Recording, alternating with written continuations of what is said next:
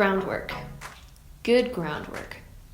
Ground prepared to serve as a foundation, a starting point.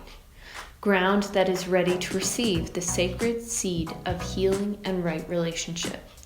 This was the gift of the Sacred Assembly. That good ground was established 25 years ago when Elijah Harper called for a gathering of Indigenous leaders and elders with an array of faith leaders and representatives from all over the world to commit themselves to the work of Indigenous justice. Good seed was captured in the Reconciliation Proclamation, a short but powerful document that outlines, as Elijah Harper put it, a new vision for Canada.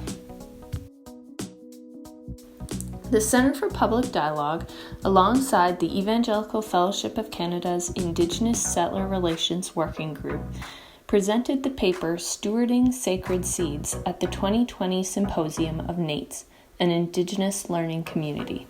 The working group is developing strategies that will prompt conversation and action among the Evangelical Fellowship of Canada's affiliates in relationship to the following 7 commitments.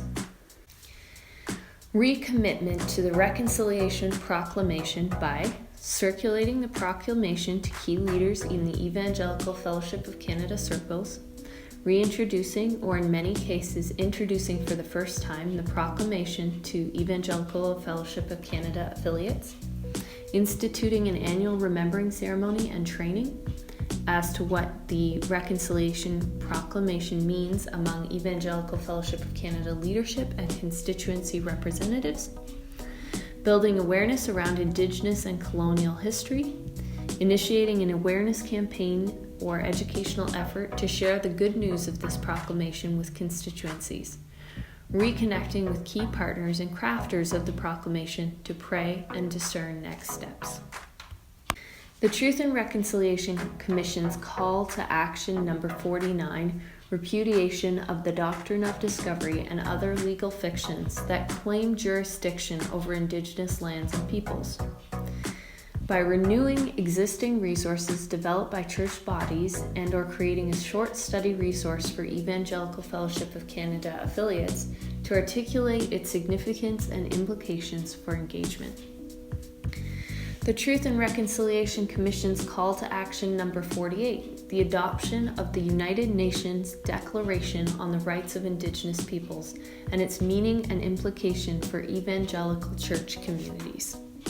An unsettling of evangelical theology resulting in evangelical thought and practice in Canada that renounces white supremacy, renounces concepts used to justify European sovereignty over Indigenous lands and peoples, proclaims that justice in human relationships is integral to God's plan for restoration and affirms God's preferential option for the poor and oppressed, repudiates the idea of being neutral on issues of Indigenous justice, but commits to the struggle of being with those who are oppressed and fighting non-violently against the idols of our day as we pursue collective peace.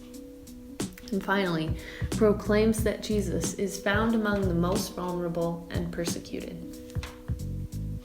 Commitment number 5, learning from partner ecumenical bodies that are leading the way in Indigenous justice, such as Kairos, supporting their advocacy efforts as appropriate.